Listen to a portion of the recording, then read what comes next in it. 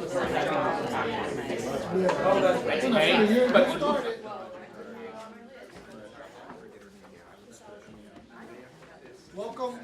everyone, and thank you for coming out to this month's August Borough Board meeting. I'll call this meeting to order. The first order of business is the adoption of the September 18th, 2014 Borough Board agenda. You've all had an opportunity to receive one. So moved. Second. Second. All in favor? Aye. All opposed? Hearing none, the motion passes. The next order of business is the adoption of the August 21st, 2014 Borough Board minutes. So moved. So moved. Second. Second. All in favor? Aye. All opposed? Hearing none, the motion passes. Our first presentation is a presentation on the Bagged Fresh Food for Seniors program. And you'll be hearing from Shula Warren, our Director of Policy and Special Projects. Hi, good morning, everyone. I'm actually going to preface my own presentation by saying that we're really excited. You might remember, and hopefully you all received copies of Gail's Arts Forward report, which we released several months ago. One of the key recommendations and action items that we had made is that we wanted to host several arts mixers, if you will, between cultural organizations and schools, so there are more opportunities for principals and administrators in schools to maybe, kind of reconnect with cultural organizations, both large and small and medium-sized throughout Manhattan, but also meet new ones maybe that they hadn't had relationships with before, and to create these new relationships and really add to the particularly in-school arts programming offerings that they have. So we're pleased to announce that on Tuesday, September 30th at Museo del Barrio, we're going to be having our first mixer. We're also going to be doing one downtown in the southern portion of the district in the fall, rather in the spring as well. It's going to be from 4 to 6 o'clock. So I can repeat that again. It's on September 30th from 4 to 6 at Museo del Barrio, and it's going to be particularly focusing on Hispanic heritage and organizations, but we have groups from all over Manhattan who are going to be participating, as well as schools too. And I'm definitely happy to answer any questions about that. But onto the official presentation. So I have a series of different materials I'd like to pass out to everyone. So several years ago, while Gail was still a member of the City Council, and these are both distinct, one of the things that we started working on was, local food and fresh food and how we could increase access to people who may not, naturally be able to, or there may be various barriers towards their getting it. And at the same time, we were working with the New York Academy of Medicine on age-friendly NYC. And after East Harlem, the Upper West Side was the second age-friendly district in the city. So when we were meeting with all the seniors, one of the things that kept coming up, and there were many, many issues that people wanted to talk about, whether it was transportation or jobs or whatnot, but one of the things that kept coming up was local and fresh food. And on the Upper West Side, I think by no measure could we say it's a food desert, where there are many different grocery stores and all different types of ways that people can actually access fresh and local food, including there are, I think, 3 green markets as well. But some of the concerns that people had were, for example, in price. Particularly, a lot of older adults, and it's kind of hard to really say older adults do this or that or whatnot, because there's such a wide range of people who identify or maybe don't self-identify as older adults or seniors. But many of them also happen to be on fixed incomes, and so they felt sometimes, even being able to get fresh and local food at the green market or otherwise was too expensive. Also, people felt when they go there, maybe it was too heavy, and so they also heard murmurings in their neighborhood that there was this thing called a CSA, but it seemed like the CSA is Community Supported Agriculture. It's a movement, if you will, that's kind of grown throughout not only New York City, but the country as well, where generally the model is that maybe in February or so, or kind of before the growing season begins, a group of people, whether in a neighborhood, maybe a church or synagogue, in a school or whatnot, come together and essentially they buy a share of a farm. And so often they can be pretty expensive, and it may even involve writing like a $400, $500 check in February to receive shares. Maybe it's fruit or vegetables. It also could be eggs or honey or other products as well, but usually not until July. And it might be, every week you get it, every other week, but that can be a lot of money, I think, for anyone, months in advance, but particularly we were hearing from older adults, it just didn't seem feasible. And there were other issues as well, and people were concerned that maybe, again, some seniors may actually still have, children or other family members who are living with them, but other seniors were saying is that it would be too overwhelming to get a full share from community supported agriculture, and that, maybe it's only them, and maybe they're going to the senior center for a lot of their meals, and maybe they're only preparing a small meal at home. And so they were also concerned with being overwhelmed and also having a lot of spoilage afterwards. So we met together with Borough NYC, which is the organization that many of you are familiar with. They run the green markets throughout the city. And we started talking about what's maybe a flexible model that we could implement on the Upper West Side. This is Stolen Gale, was just a council member representing the Upper West Side, and see how we could, maybe work together with local senior centers and NORCs and other institutions and see if people were interested in doing that. And so I can say, in the way that people, kind of vote with their feet or with their money, it's really been a pleasure with how successful this program has become. Being reflective of, again, having to be cost conscious, what we decided on was $8 is how much each bag would cost. And I could say it was a little maybe arbitrary. It was like, can't be more than 10, but 8 feels like a good number. Fine. So we started with $8. We worked in partnership with Green Market Co., which is the wholesale program that runs by Grow NYC. So a lot of the farmers sell not only to the wholesale program, but also come to the various markets throughout the city. But some of them, it may just be too difficult, or they really would rather do kind of more bulk and wholesale sales. So they go, and also a lot of the restaurants in the city actually buy from the wholesale program as well. So being able to use wholesale, we're actually able to get, a lot more bang for the buck, so to speak. And then we started talking again with senior centers and the directors and seniors themselves about the things that they would like to see. And so generally the way the program runs is that we do it every other week. We start usually in July and we go all the way through October. We first started off on the Upper West Side, and I think we had 5 institutions. I would say the night before we had our first sign up, I had these visions of Gail and I each buying 10 bags because we had to hit like the 30 bag mark. The first time we had 60 people, and as the years went by and as the weeks went by, and I think especially as more and more seniors saw other seniors carrying around these gorgeous bags of fresh and local produce, we get more and more people. We grew. Now we do it in partnership. I'll kind of skip ahead in terms of time. We now partner on the Upper West Side from about 105th Street down to, I think, 54th Street. We partner with Councilmember Helen Rosenthal. And then south of there, all the way through the West Village, we work with Councilmember Johnson. And I know Jeffrey's here, and I'm going to ask him to talk a little bit in a moment. And we have, I would say, the Upper West Side portion. There's 13 institutions which partner with us, including, I think, a very special partnership with Borough, who works together with their homebound seniors and enrolls them as well to make sure that they can participate. In the southern portion, and there I think we average about 180 seniors sign up every single time. It's completely flexible, and that is just $8 cash, and they don't have to participate in the entire program. They can kind of do it ad hoc as they like. Some seniors also, it generally is about 6 to 8 different vegetables, and the items that I passed around are the produce guides that our offices work together to actually accompany every single bag, so that seniors know not only what items are in the bag, which farms that they come from, but also different ideas on storage, and also different preparations as well. A lot of feedback we got from seniors is that I think there are some that have like the ultimate Vitamix, and one woman told me she literally puts everything inside her Vitamix and like she's good to go.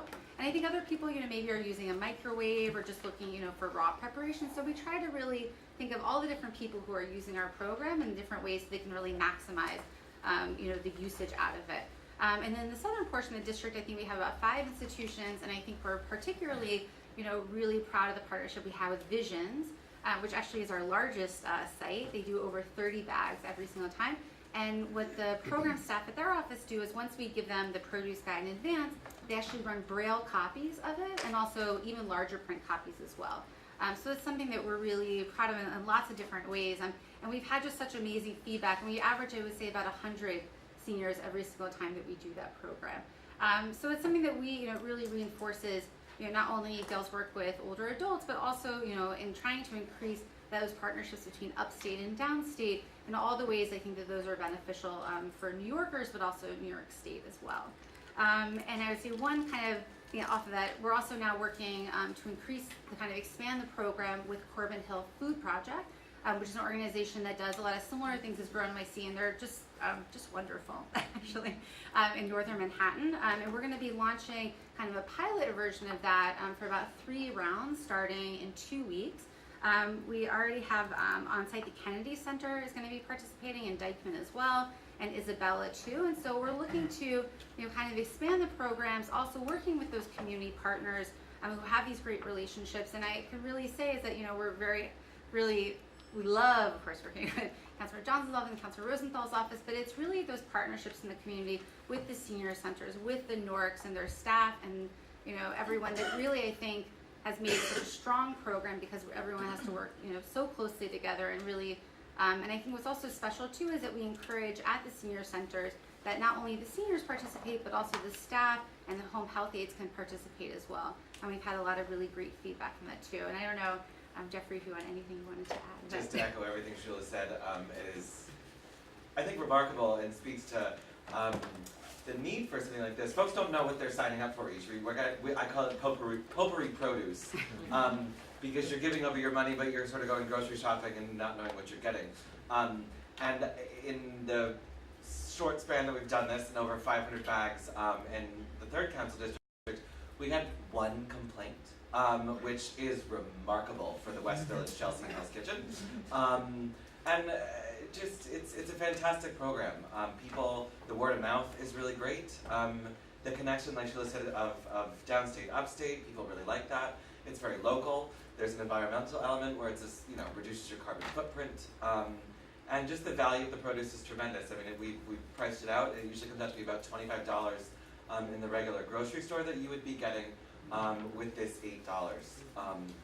So, the key, our partners, like Sheila said, we have 5 of them, and then our district office is also a sign-up space for folks who find out about it and just want a good bag of veggies and fruit. And it's really, I can't rave enough about it, so thank the Borough President and Sheila for bringing it down to the little bit further south. And I think just because, again, the partners are really so integral. Not only, so we essentially run the program in 2-week rounds. So the first week we do the sign-ups, and seniors go to their NORC, to their local senior center. That's when they pay, and then we actually use that money to order directly from Borough NYC. And then the following week, they come back to that same senior center or NORC, and that's actually where they pick up their bag as well. And I think it's important, again, because those partnerships are so important. The ones that we work with right now are National Council of Jewish Women, JASA Club 76, SPOP, Goddard Riverside, again, I mentioned DeRote, St. Martin's Tower, which is in Newark, it's run by JASA, Bloomingdale Ageing in Place, Project Find Hamilton, Goddard Riverside Newark as well, Project Open at Lincoln Towers, the Franciscan Community Center, Greenwich House, Fulton Senior Center, Hudson Guild, and Sage as well. And then also we've definitely gotten, I think, calls from, so far I think, well, not Staten Island yet, but all the other boroughs, people have called and asked, how they can kind of have this program as well. Something that we've, also it's been important to us because we know there are other programs out there. There are wonderful other programs out there. And so we've always been really careful to, look and see what's out there because we, of course, don't want to compete against something that's working and, is vibrant. We have gotten calls particularly from, I think, from kind of Alphabet City and East Village and people who are interested. Borough NYC has a program also called the Food Box Program. And this year it's actually been expanded in a partnership with the Department of Health and Mental Hygiene. It's called Farm to Preschool. The sites for Farm to Preschool in Manhattan are the Union Johnson Early Learning Center, which is 1829 Lexington. They run on Tuesdays, and Hudson Guild Children's Center. They run on Thursdays. They're both partnerships in this program, but they're kind of expanded not only for preschool kids program. At Two Bridges, they have it on Cherry Street, Air Harlem, Stanley Isaacs, and also the Lennoxville Neighborhood House. So it's also something that we're really cognizant of too. But of course, if there are sites or institutions or anyone who like to do it or work with us, we're always really happy to expand it. And then one other thing that I'm definitely happy to answer any questions is that about a month ago, again on this same theme of local, and Gail's also, and she was in the council, was responsible for a law which actually allowed the city agencies that do procurement to really have a preference for local items from New York State. And so we think not only it's important that the actual contract and rules allow that, but it's kind of seeing is believing in a lot of these things. And so we actually, I think it was August 6th, we organized a farm tour of Orange County and Ulster County as well. We brought, I think we had 30 people from 15 different city agencies that all do local purchasing. And over lunch, Stacey Cumberbatch, who's the DCAS commissioner, which actually has a lot of buying power, probably just short of DOE, which is the most. And we're still trying to crack that nut. But DCAS really, and the predecessors as well, who actually the agency procurement officer was so great that the governor hired him. But the folks there now are really committed to local purchasing. And so over lunch, Gail and the commissioner were talking, and they said, you know, this is so great that we're surrounded by these things, but why can't we have this at 1 Center Street? And so what we did is, again, also working with Grow NYC, is that we actually have just last week launched the kind of food box program. CSA is what people kind of know about, but it's a food box program also for all the employees at 1 Center Street. And I couldn't even make up a number of how many people work in this building, but I think it's in the thousands or several hundred from all of the city agencies and elected officials that work here. And so last week was the first sign up. This program that Grow NYC runs is $10 as opposed to $8. You actually get also about $25 worth of produce. And there's also an eggs, local eggs and honey component as well.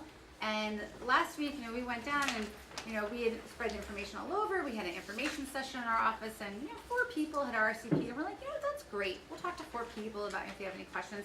So we finally found out how many people can actually fit in this room. Apparently over 100, because that's how many people showed up to find out about the program.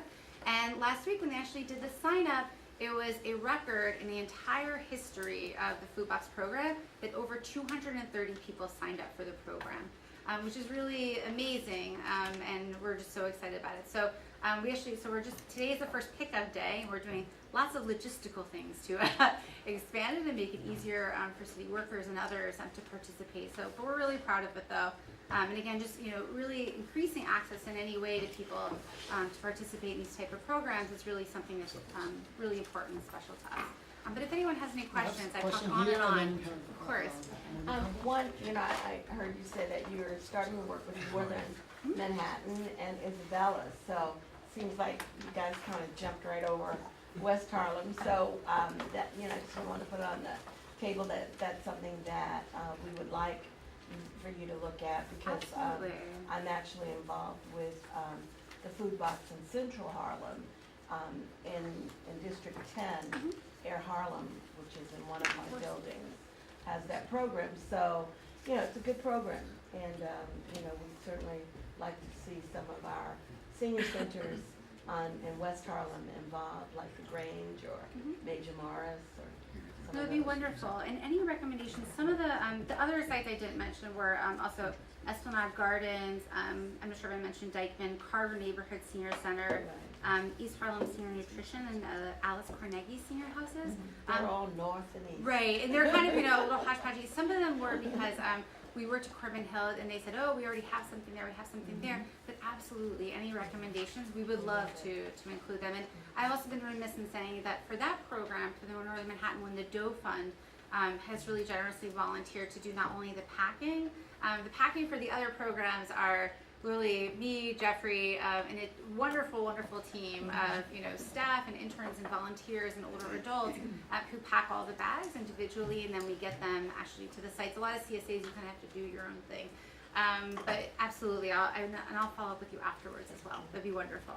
Catherine and then George. Thanks so much. I'm so glad that you're coming here to 1 Center Street, because Community Board 1 will be moving here sometime. Date to be determined. But Grow NYC also is in our building right now, where we are 49-51 Chambers. So it would be interesting to know where they're going to end up. I don't know where their location. And also, do you have a copy of this electronically so we can share this with the folks in the area? Absolutely, yeah. And we actually, so Grow NYC had been running one of the food box sites for essentially their own staff. And so for the 1 Center Street opportunity, we actually kind of attached ourselves. They were running, I think, approximately 50 people per week who would do it. And then so now that we've kind of just burst that wide open, there's still sites that are working together especially while they're still there. And next week we're going to relocate it and we'll redo the flyer. So I'll send you when we have the updated flyer. Thanks. We're going to be, Congratulations. That's great. I never know if arch or arcade is the right word to use, but essentially under the central arch right to the right, which I think is kind of the right arcade of that. That's actually where we're going to be set up on Thursdays, and we're expanding hours too, because also a lot of folks, particularly who are non-management, it's very difficult for them, especially between the hours of 2 and 4, to get away from their desk, even for 15 minutes at a time. So we're expanding the program with that understanding from 2 to 6, so that also there are people who may not have that flexibility during their work hours to be able to go after work as well. And you may even know better as when Grow NYC is moving. I was in the elevator yesterday and they said, oh, maybe they're not moving till May, but But they're gonna be, I think, going to work, but we're still going to, I mean, I think based off of this, you know, kind of initial response, there's really a commitment to be doing the program next year as well, and so, and we would probably have our own site here. And it runs through November 20th, I'm not sure. We'll probably have the information too, it's on our website. as Yeah, well. absolutely. George? Oh, yes, good morning, ladies and gentlemen. Thank you for that. It sounds like a wonderful program.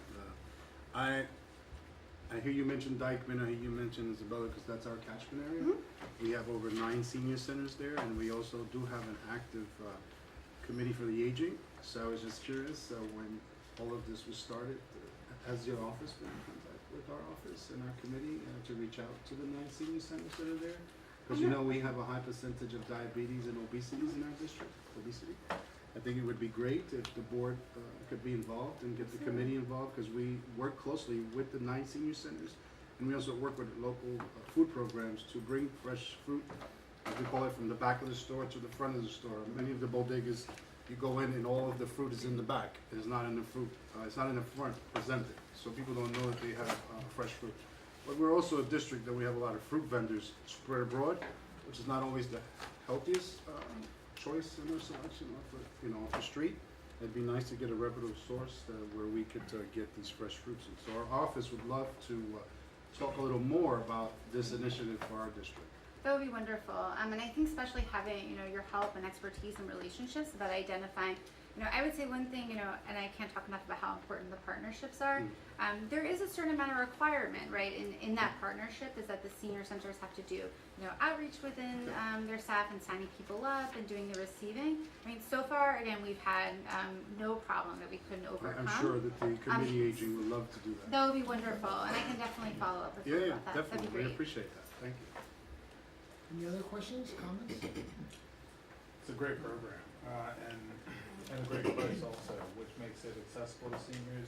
Some of the challenges with CSAs have been the cost and trying to supplement, because they get some vegetable they don't know what to do with, and Right. so, congratulations. Thank you.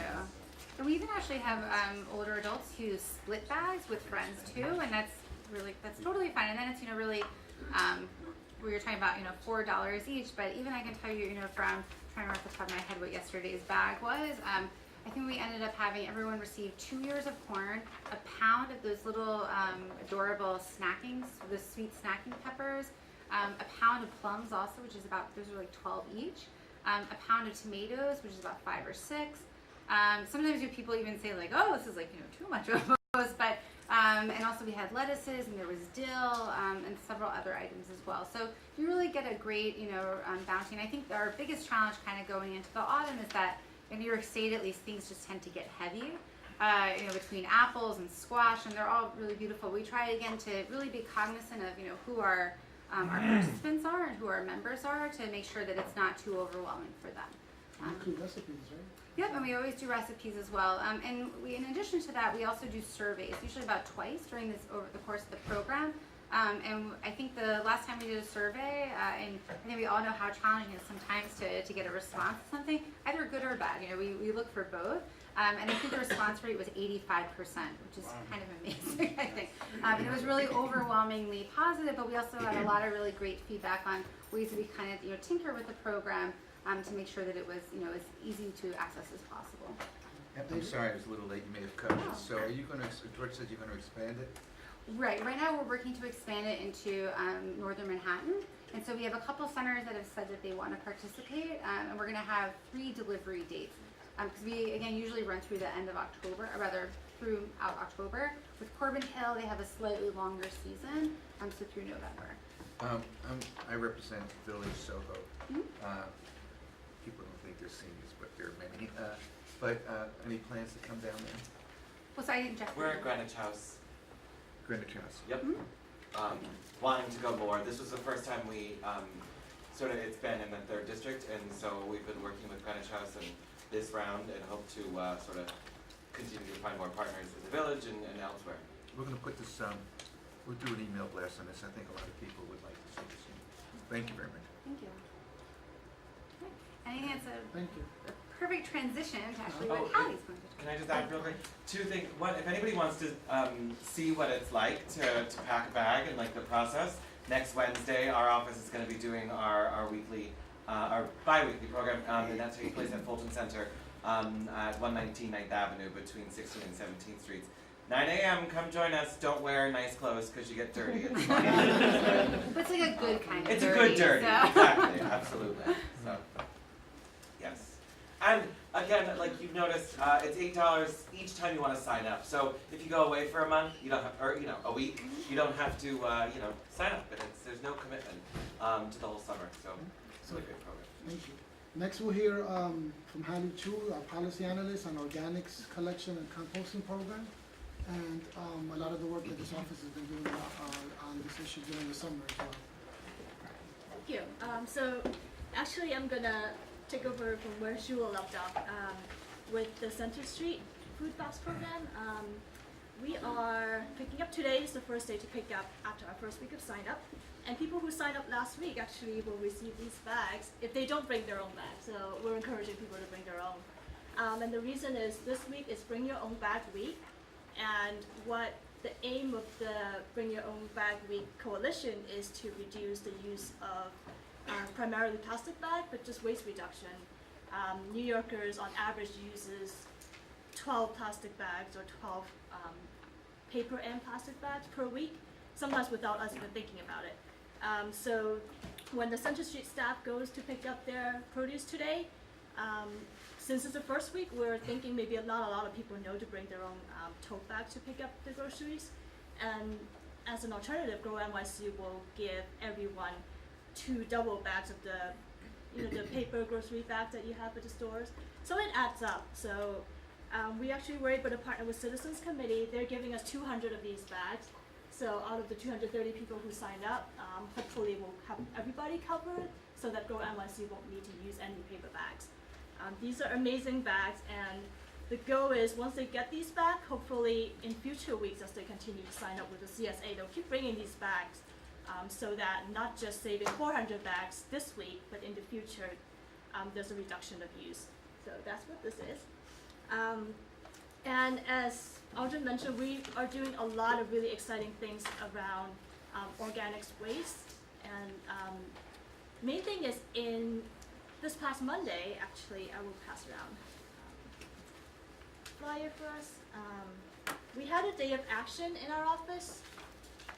And so 2 years ago, Gail, when she was a council member, she worked with parents in 8 public schools at District 3 to get this program started. They call it school composting, but what it is just collecting the food waste that the kids, when they don't finish their food in the cafeteria, within the kitchen, instead of throwing those away, they're sorting all of those foods separately so that the Department of Sanitation can pick them up and transport them into site to be composted. The program was very successful.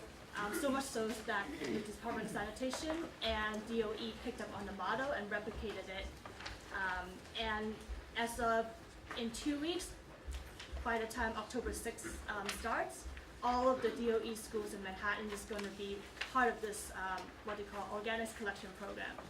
And it's great because, as you can see from the material, it actually doesn't add to the waste. Like, the waste is 100% anyway, but because 40% of what schools tend to generate in terms of garbage is organics, just separating them already is a great way to divert all of those tons of pounds of food from going to the landfill. So on Monday, Gail held a day of action, and we were able to flyer with these beautiful flyers in about 30 schools, elementary schools throughout Manhattan. So there were people flyering really in all neighborhoods, and the response was hugely positive.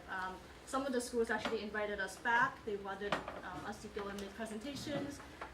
The school I went to, the school staff actually came in, requested extra flyers so that they can post it inside the school so that the kids will know how to separate them.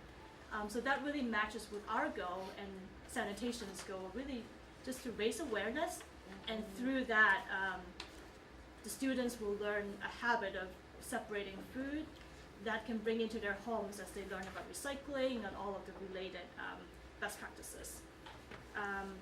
On a related note, this program won't be able to be successful without school staff and a lot of the cafeteria workers and custodians also getting involved. So in the middle of August, Gail, Audrey, and a whole bunch of staff from here, we actually called together a huge meeting with local unions. So we met with DC 37, which represents cafeteria staff, 32BJ, which represents the custodial staff, local 891, and they're the custodian mechanics who actually coordinate with the custodians on getting the transport, and also with CSA, the union that represents school administrators. We brought all of them together along with sanitation and DOE, just to get them to know more about this program. And the meeting was really positive. Everyone was very engaged, very interested. They asked great questions like how to bring in training for our union members so that everyone can participate and get to know how to do this correctly. So as a result, we actually had a follow-up meeting specifically with DC 37, where the president of DC 37 was there, and sort of were willing to really continue the conversation to make sure that cafeteria staff and the kitchen, the aide, and everyone will receive the proper information. And the next stop following that is tonight, we're actually going to DC 37 again to the union member meeting to further spread the message about this program. We are expecting 300 plus union members, so as each success presentation that we're gonna do, we're gonna just get the word out more.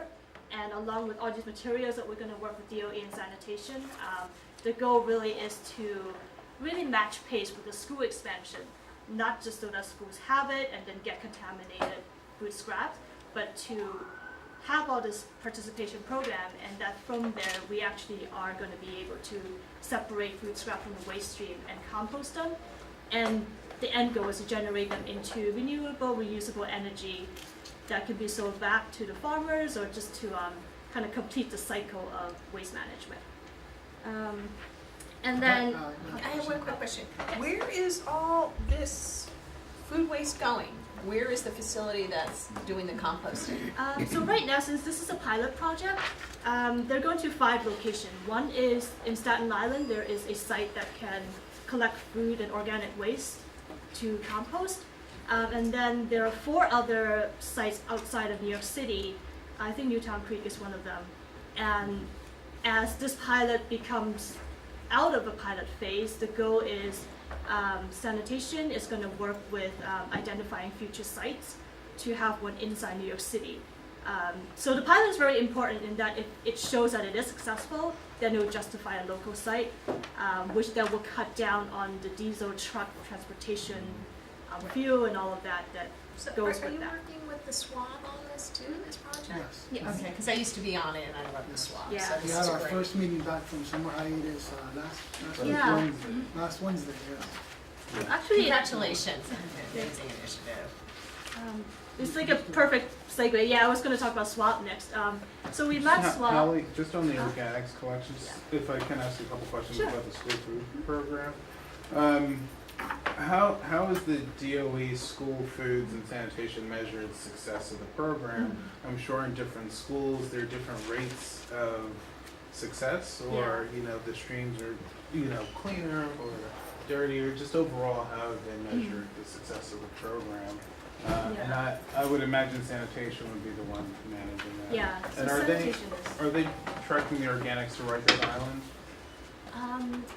I don't think, not with this school. I think with the residential, they are. The residential is going Pushing some of them there. to So the Rikers. residential organics are going Yeah. to Rikers. So in terms of measurement, the baseline really is the start. So when the pilot started 2 years ago, I think there was like a single-digit diversion rate. And then now they're actually, I believe the last time I heard the number is 16%. And then so as they kind of expand more, the diversion rate is going to be collected. So by diversion, they really mean food scrap that are collected that are not contaminated by plastic shrink wraps and all of those things. Actually, sanitation is expected to have a report out on the schools that are participating, which schools are more successful, And the successful schools, we're gonna like use them as a best practice and hope to spread that education to the not so successful schools. Sure. So they said by the end of September, which is hopefully coming up. And is sanitation's report based solely on what's collected, or have they also surveyed the schools? Based on what is collected, Based on what's because they have separate organics collection trucks. Sure. And every school that's participating, the organic trucks goes 5 days a week. Yeah. So it's a pretty consistent stream that they can collect and analyze the data. George, and then, yeah, sign up first. Go ahead, Rick, Go ahead. No, it's just a comment that I think the real importance of this program is the education of the children and carrying it into their adult life, because once that's ingrained in them at that early age, I see too many adults who really don't care about it, and then the kids will come home from school and say, you can't do that, or you have to do it this way. And so I think the real importance of the program is just getting those young people into understanding the whole idea of organic and composting. And totally, because and in conjunction with this program, because after the sanitation truck goes around to collect the organics from the schools, their trucks still have capacity. So they're actually compounding this with the residential composting program. So on the west side for now, like if you're in a building with 6 or more units, so a multifamily residential building, you can sign up and inquire from sanitation whether your building is located along one of those routes that with capacity to join this program. And once that happens, your building will be able to separate food scraps and bring it out on the curb, and the truck will come by and pick them up. So the education continues into the home. I think I'm gonna move downtown, that's where all this stuff is happening, I'm excited. We're getting apartments. No, have to. We have no apartments there. Right now it's the west side, so when the schools are added on the east side in October, the east side school, so I guess like the community board on the east side, it will be very forthcoming. I'll have information when the buildings are open to And we inquire. included Northern Manhattan schools in our day of action, because Yeah. Northern Manhattan schools are part of the. No, it's great, I Yeah. think it's awesome, I just, well, it's kind of like all new to me, because all of these exciting things that are going on in Northern Manhattan, I haven't been informed. We'd like to participate, we'd like to help get the word out, because we have exciting committees that are doing exciting work, that have a lot of contacts, and we think we can be an arm to assist you in getting this word out. I heard residential, and I'm like, Yeah. how do I get the word out to the residents in Community District 12 that there is a program that will take all the food, and do that. Okay, so I hear all these great programs, and I've asked these questions before, and these exciting programs come up. You mentioned selling to farmers and then energy. So I know it's a pilot program, so maybe projection, thinking long term, if it comes down to selling this what do you call it, I'm saying fertilizer, but probably not correct, or the compost material, to farmers, where does that money go? That's one question. Or where will it go? Will it go to the general fund like we've been told before? Or something is gonna be done with that money for a purpose? And secondly, you mentioned education, and then I hear energy. So it's not just about recycling these organic foods, but it's good to teach our young scientists for the future what type of energy can be made out of organic foods. So that's a component. There's actually a program that I wasn't gonna go delve into, but I know Brendan Sexton, who's on the SWAB, is familiar with Joanna Underwood and her energy vision, and you can actually take this compost material and turn it into gas in a very short term, and it would be incredible. And she has a pilot program that she would love to get started, but you would need to talk to her, and it's working out in California. And it's not that expensive to do it. And imagine like running the garbage trucks on this this naturally produced fuel. Yeah, super. We're excited about that. So I'd love, if you need to meet these people, I'd love to. Also, Anaerobic digestion. and then there's also the note that with the compost program, Northern Manhattan has over 600 acres of parkland. So I noticed it says for the compost for trees and gardens. We may not have all the gardens, but we sure have a whole lot of trees up in Northern Manhattan that could use appropriate nutrient to grow nice and healthy. So keep us in mind with that. And again, Community Board 12 is a partner, wants to be involved, and I hear there's a lot of exciting things going on in our district that we want to be part of. So if you can let us know, or let us know, do I got to reach out to our council member's office or to our local elects to kind of rally the troops to the table so they can be part of the discussion as well? We'd appreciate that. No, these are great information. Yeah, so as I receive more information, I can pass them out to all of the boards. So the final thing is, speaking of swap, so our office, we've been working with Brendan and also just with NYU to, so there's the solid waste management in terms of the organics, but then we can turn the solid into liquid. So that's one thing that we've been exploring is the in-sink food waste disposers. And that's really, I don't know if some people might have it in their residential building. In their kitchen sink, they install this little contraption where you can just turn on the switch and the food waste can be grinded up into pretty much sludge that can go through the, yeah. So that's one other way in conjunction with collecting and separating organics through the solid, the truck-based option, to further divert food from the landfill waste stream. So we actually engaged a team of NYU capstone students. Hopefully we'll find out soon which students we're gonna get. We presented along with Brendan, and Alden was there on September 8th, so 2 Mondays ago, just to ask, to have a team of students to really make this their long-term project, analyze, compare the cost, and what is it costing the city right now to truck all these waste that could be processed in other ways into landfills out of state, not just the $300 million transport cost, but the environmental cost that comes with it, and all the other factors that really can be quantified if you really look into it. And with the financial comparative costs that the students will do for us, we're also going to look into environmental comparison, greenhouse gas, how much that's going to be reduced, and also whether it's feasible in a practical level implementation. Right now, the nitrogen developments, recycling and all these composting effort has been really slow. People have tried, but somehow it's just not reaching those developments. So maybe since NYCHA is already installing these compactors every time they renovate a kitchen, we can expand that into a larger level and have the financial analysis to prove that it will save money, it would save the environment, and it also makes sense. And all it does really, there's no more extra bins or anything. But the DEP did an analysis, everything is okay. We can work with DEP and sanitation, all the agencies to make it work. So there'll be more updates on that, hopefully. I'm sorry, I just have one point of clarification, because I remember when I was in a swab, this was something they also were working on.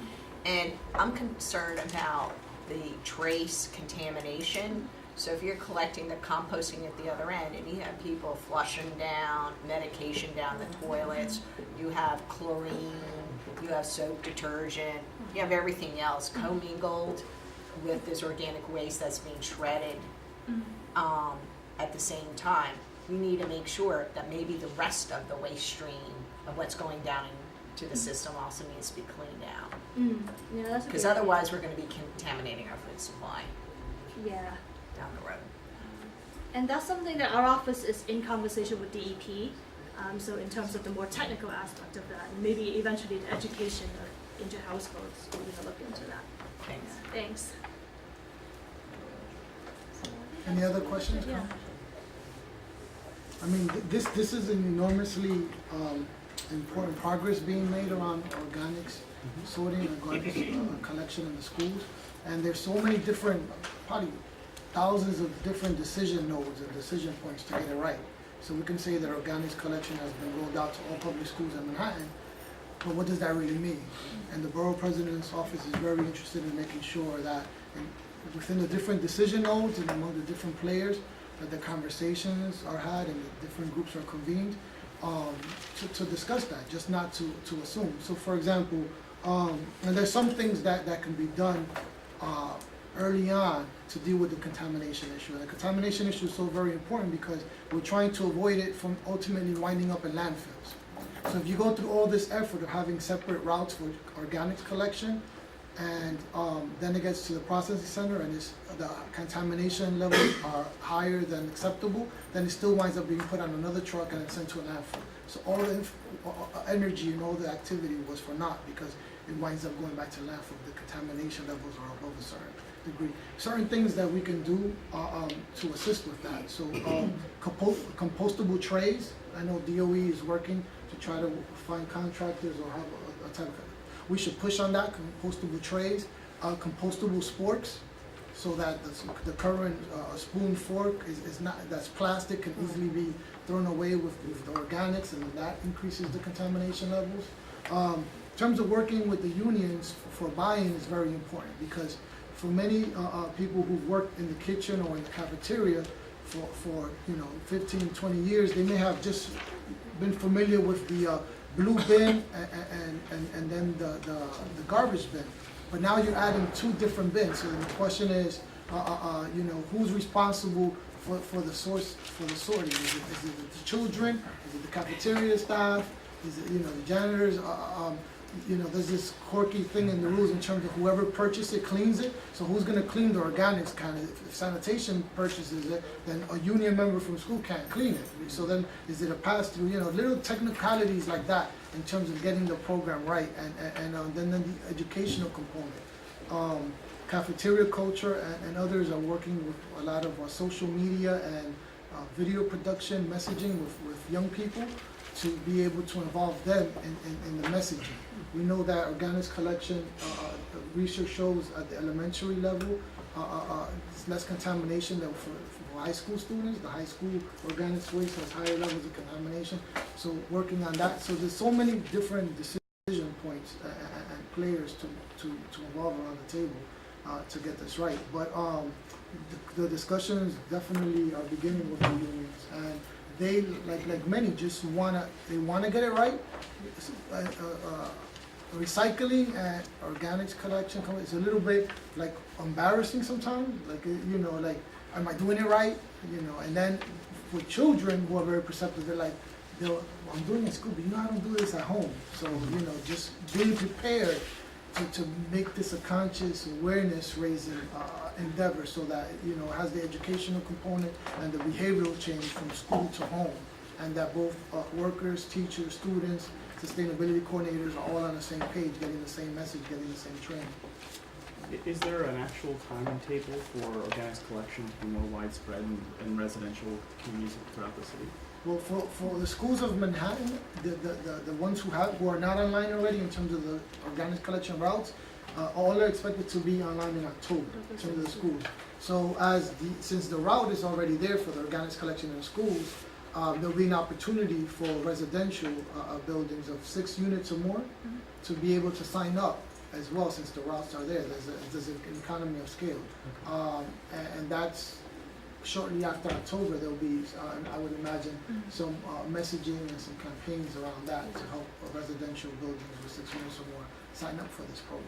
And I can actually work with sanitation to ask them to create like a specific flyers, maybe for the community. Yeah, that'd be wonderful. So, Sure. Thank you. I So think that's it's a lot of education, a lot of for the janitors, the people, when you tell them we're only going to collect trash 2 days a week instead of 5, we'll collect organics 5 days a week. They say, so what am I going to do with all the trash? I don't have any place of storage, whatever. But if they look at it in the way it's conceptualized, you really don't have that much trash production, so you don't have as much, because when you have 40% of the organics collected 5 days a week, then if you have 40% of the paper and the cardboard, and then 10% for the metals, plastics, and glass, then your trash is very little. So, just getting people to understand that it's not necessarily more work, Right. although there is that issue in terms of the contracts, to find out this is more work, do they need more time, and things of that sort. But it's really just an educational, conscious raising endeavor that has to take part. Sure. Sandra, on the residential side, residential buildings have to apply to be part of the program with Department of Sanitation, because the Department of Sanitation wants to make sure they're serious about it and they have the infrastructure to support it, so they're not just sort of blanketing the entire system with an organics collection program, but buildings can apply for it through the Department of Sanitation if they want to participate.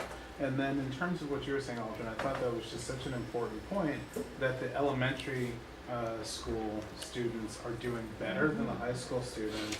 And going back to what Vicki said a little bit earlier about the educational component, it's huge. You know, we know children might not be sorting their waste at home, but if they are learning it in school, they're going to carry it with them. They might bring it back home and try to implement some of these things at home. And so I think it's just such an important program, and just grateful that you all are working on it, making it happen. And I want to encourage folks, if you like trash like I do, come to the swap meetings. Treasure. A lot of golden nuggets in there. Come to the swap meetings. They're the second Wednesdays of the month at 6 o'clock at 1 Bryant Park on 42nd. Just email, can you email me that? But email's fine. Our office. That would be great, unanimously. Just two things. One is in regards to educating the residents.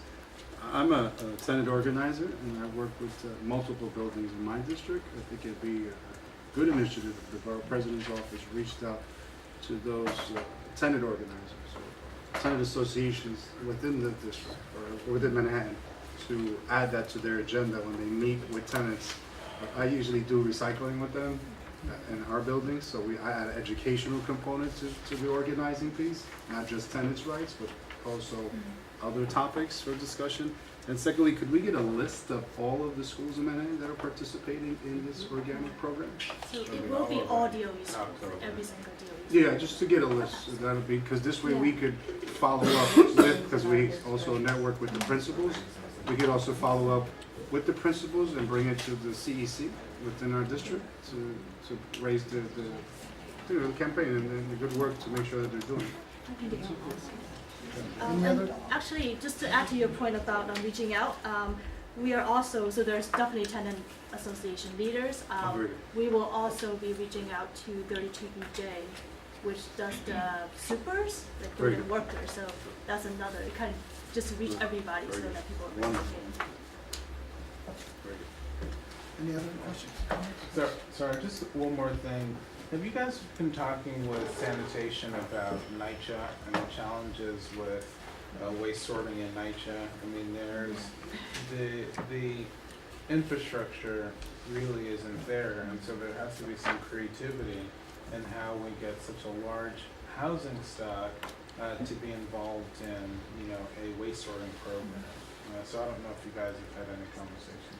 We are having conversation. It is very difficult. I think that we're at the stage where we're finding out all the obstacles and all the issues. So hopefully once we have that, we're actually in contact with, there's a residential green committee as part of NYCHA's economic development unit.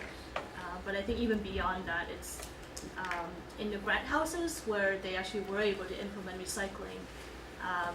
Somehow it was great in the beginning, but now it's almost like how come not all the recyclable waste are collected. It just seems like it's like every week there are 6 garbage bags of recyclables with hundreds of units. That's not possible. Right. So we're trying to troubleshoot to find out what the issues are and hopefully bring in as many waste diversion reduction options to NYCHA as possible.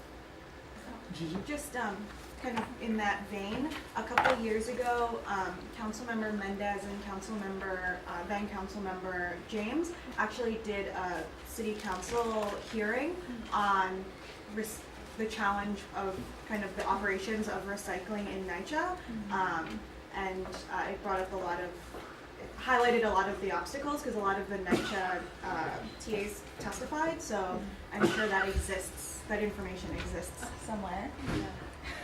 Thanks. Yeah, and the challenges in the first SWAT meeting, Gail Brewer and also Commissioner Garcia attended the first SWAT meeting, and that was an issue discussed. I mean, the challenges are huge, but everybody is cognizant of the fact that until you tackle the issue of recycling and organic diversion from NYCHA, you really don't move the needle in terms of diversion rates that much above the 15%, the 18% mark. You have to involve NYCHA. I think one way that SWAB and others are thinking about is in terms of incentivizing and also celebrating, right? So you have to acknowledge when good programs in NYCHA are working and those individuals in the front line, be it the janitors, the custodial staff, celebrating a good effort toward this goal. and as well as incentivizing, which I think George mentioned, that if, to the extent that you recapture, to the extent that there's revenue in the waste stream, you hear this story. Like, I remember the first time I heard it, there's some carter out there that in Manhattan is rogue and probably has already made $1 million stealing paper and cardboard. Like, you know, there's money in this, you know, whether it's the electronics recycling or whether it's the paper and cardboard. But to the extent that that could be recaptured and then somehow reinvested to keep these efforts sustainable is something that I guess at some point we have to speak about. And involving probably young people within nature developments to have a jobs component to this, I think would go a long way. Yeah, it's huge. Thank you. All right. So next on the agenda, we wanted to, I know that everybody has submitted their statement of district needs, and we wanted to get a sense first in terms of how the drafting process of the statement of different needs occurs in your community board, because I know it's different per community board. Sometimes it's really the district manager that takes the lead in it. Sometimes it's the chair. Sometimes it's chairs of different committees. And then just we're currently reading. People actually read your statement of district needs. We're currently going through them, figuring out how we can be of help to you in achieving some of what you've outlined in the district needs, drafting some letters on your behalf, of course, with your consent and with your advisement, so that we can push on some of these issues and to figure out how we can respond to many of the issues that you highlighted in the statement of district needs. So with that said, we just wanted to take an opportunity to get some feedback from you in terms of what went into it and some issues in it that you really want to highlight to our office and put on our radar to be of help to you. So we can start however you'd like. So we can start with Community Board 9. What we do our district needs by committee. Our committees submit what they discuss. You know, starting this month, they develop their goals and objectives, and then from that they develop the needs of their service area. Can we talk about what our needs are? Yes. Okay, because one big one for us. Probably take 3 minutes each one. Yeah, I'll do it really quickly. One big one for us, though, when you said writing letters, is subway escalators. The escalator at 140 Fifth and St. Nicholas, and that Broadway 125th. They're frequently out, and we have a large number of seniors in our district. Our senior population is going to be increasing, and then that crosses over into housing, health, and so we certainly also can use letter writing to help with subsidies for our seniors, and we would like to look at some ways in housing that seniors who are retiring, because we have such a large group in our district who are going on to Social Security or small pensions, don't have to lose their housing. That's a big issue for us, and in the next 3 years, we have a very large population at risk. So we have a lot of stuff, but those are some of the major issues for us, and of course unemployment and retention of our small businesses. And all of those I get those reports from all of the chairs, which then allows me, I don't know all the dollar figures, but it allows me to have a general idea of what the needs are in our district, so that when I'm speaking to you guys, we can hopefully get some assistance. And safety in our parks, stairs. St. Nicholas Park is a big one. We got our Claremont and Team and Place stairs done last year. So, but right now we need our St. Nicholas Park and Morningside. Stairs are very dangerous. Thank you. We definitely took those notes. Sure. So for CB7, we did somewhat of a similar thing. We had this go through committees over the course of the summer to identify district needs. We also had our budget chair, who is a former board chair, Mel Wymore, sort of oversee the district needs statement writing process, and he has sort of wealth of experience both in sort of like analytics, but also looking at demographic trends in the neighborhood. And just generally, I think one of the overriding themes of our DNS was really the whole idea of how income inequality, especially in Manhattan, has been so pervasive, and even in our district, which the Upper West Side, you wouldn't necessarily think of as it's very stratified. And I was really sort of not really surprised, but this morning, there was an article on one of the big political news blogs about how the mean income of the top 5% of households in Manhattan soared 9% in 2013 over 2012, making Manhattan the biggest dollar income gap of any county in the country.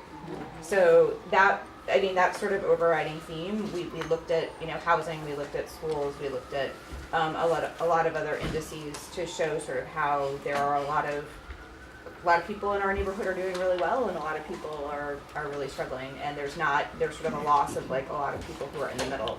So that was sort of the conclusion of what we came to for this year, but it was definitely a team effort, and Mel did a great job of overseeing the process for us.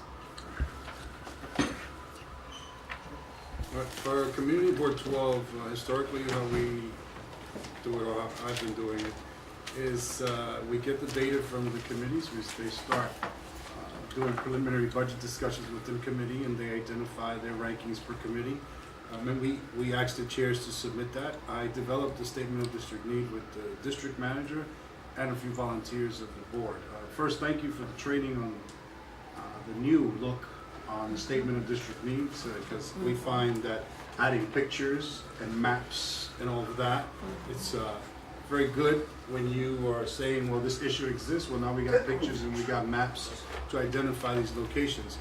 Also, the statement of district need, we just don't put the budget rankings, because sometimes there are immediate needs that pop up at the time that you are developing the statement of district needs, and we put them in there as well to make sure we capture that. But for our statement of district needs, matters of urgency, we have almost a 14% unemployment rate, and primarily the district that I represent has 73% Latino base, and that is a high percentage of people unemployed. Secondly, we need PEP officers. We have 600 acres of land, and we understand that in this budget that just passed, I think more than 100 officers will be hired. And I would like to know, or request, maybe a letter can be sent to the, not the Borough Commissioner, but the Mr. Silver, Mr. Silver, requesting that our district get a handful of these PEP officers. As well, we are talking about, I'm going to bring up the affordable housing. Everybody knows we all need affordable housing. Parking priority permits for the community. Parking is mayhem where we live at. For people that work and try to come home and get parking, they're out there waiting 3 hours. I experience it every other night. 3 hours literally sitting there waiting to, you may not believe me, but yes, 3 hours sitting there waiting for parking. Manhattan is beautiful because people visit from all over. But I don't think it gives people the right to take up a parking for 8 hours or the whole day, and they come to hang out, and then the people that live there, pay tax dollars there, gotta wait all these hours to get parking. Maybe something can be done with, if we start here, they can get into the city council where we have resident priority parking, or some programs should be developed for parking and generate that income and funnel it back to the city, something. Because if we're talking about right now this organic recycling, air pollution. Where we live at in our district, we did the alternate side parking is only twice a week we move, Wednesday and Thursday. Because of all of that, we noticed that we have a high quality of air pollution up there with all of the buses and the cars, because we're right by the bridges, and we have a high asthma rate. So we moved to reduce that. But however, we're still circling and circling and circling. So maybe we can look at that. Yeah, jobs. It's so interesting how totally different community boards are within Manhattan, just listening. Our big priority is open space. You have 600 acres in northern Manhattan. Our biggest park is 3.5 acres of Washington Square Park, Inland Park. And we do have Hudson River Park, but and Pier 40, which is 5 acres. But it's a ribbon on the edge. We are open space starved in my district, which is the Village, West Village, Central Village, through all of Soho and a bunch of good chunk of Chinatown. And I know you've all been down, and you know there's no parks there, so no open space, and we keep getting more and more construction and projects. Everyone wants to build in the village, and so that's a real priority for us. Affordable housing. Imagine an artist can't live in Greenwich Village anymore. Teachers can't live in Greenwich Village anymore. A Soho, cops, firemen, middle management, nobody to live in my district any longer unless your income, I think our median income is $104,000, our median income. And so affordable housing is a major priority for us. Get back to some kind of realistic environment where it's not just Euro money coming in and buying a Greenwich Village, but we have real community and we need affordable housing. And going along with that, schools. We have a new middle school that's going to be opening for 800, and I want to thank your office for your help on that. Councilman Johnson's been very proactive on a lot of our issues, actually. And we have a big middle school, the only middle school in the village is opening soon. And it's going to be filled the day it opens. We have another school, elementary school, that's going to be opening in Hudson's Creek. It's going to be filled the day it opens. So, so these are our issues, and of course quality of life. Because if you went and saw some of the data that your office presented, some boards here have 250,000, 300,000 people in their districts. We have 92,000 people in CB2. Oh yeah, I forgot. And 3.5 million tourists. And so, and when I say tourists, I mean people who don't live here. So come down to dinner. So our quality of life is a real priority. And the way we do it, we take the prior year's district needs, because they don't change that much from year to year. We evaluate that, we drop some stuff off, we bump things up to a higher priority. But, our district needs don't radically change. We don't start it from ground zero every time we start. So we take the prior years, we look at it, and we build, subtract, and add on to that, and it's a place for an ongoing, continuing, and an efficient way of doing it. Thank you. Anyone else? Yeah, Sandra? so the process is that we do ask the committees to review the previous statement of district need for that committee, go through it to make sure it's still germane, updated with some new issues that come up throughout the year, and then we have a budget and governmental affairs committee that helps pull it all together and prioritize it a little bit better. And then the final statement is really drafted primarily by the chair of that committee and the chair of the board, and our board. We have Sorry, also the chair of which committee? the chair of the budget and governmental affairs committee, who's the current person who's responsible for helping pull that all together. So the issues that we face, I think, are well known. There's affordable housing. We also have a lot of luxury condominiums going up in the area that we're concerned do not provide adequate affordable housing for people that are needed in the neighborhood besides artists, and also infrastructure for the additional condominiums that are going in. Everything from schools to public safety. I think there's a big concern about the lack of expansion of infrastructure. There's some water main work and some gas work, expansion work, but other than that, we haven't really seen any sort of forward-looking for the district. We're also very concerned about some of the land use items that we have before us, the East Midtown zoning, of course, being probably the biggest elephant in the room. But there's also the East 25th Street sanitation garage and its lack of proper planning. Actually, I was going to mention that as part of my report, so I won't go into it too much. And there's also a big concern about resiliency along the waterfront and how we can better prepare, since we were so heavily hit in Stastown, Peter Cooper Village, Waterside, and all the major hospitals along the east side I just have to mention, because David touched on it, and that is the differences between boards. I mean, we are a business board. We probably have the smallest residential population of any board in Manhattan, and I constantly marvel at how you guys handle some of the situations that we never have to deal with, thank God. We have our own. And basically what we do is we have, it's similar to what Sandro said, although it's just the chairs of the committees working with the head of our budget working group that puts it all together and then submits it to me and to our district manager. And because of the nature of Community Board 5, it seems as if our issues are very specific. So when we say, and I think right now the most important thing that we're looking at is transportation and all the infrastructure problems that we have. So we look specifically at things like the connection between Penn Station and Grand Central. How are we going to deal with that? We would like to see a one-trip stop to the airport. We want to see, even though it's not in our board, it's affecting us now because of the whole Grand Central thing, fixing the 4, 5, and 6, because that's really horrendous. We'd like a new Penn Station, and we'd like to see something happen with the new or an extension to Port Authority, because all of they're filled to capacity.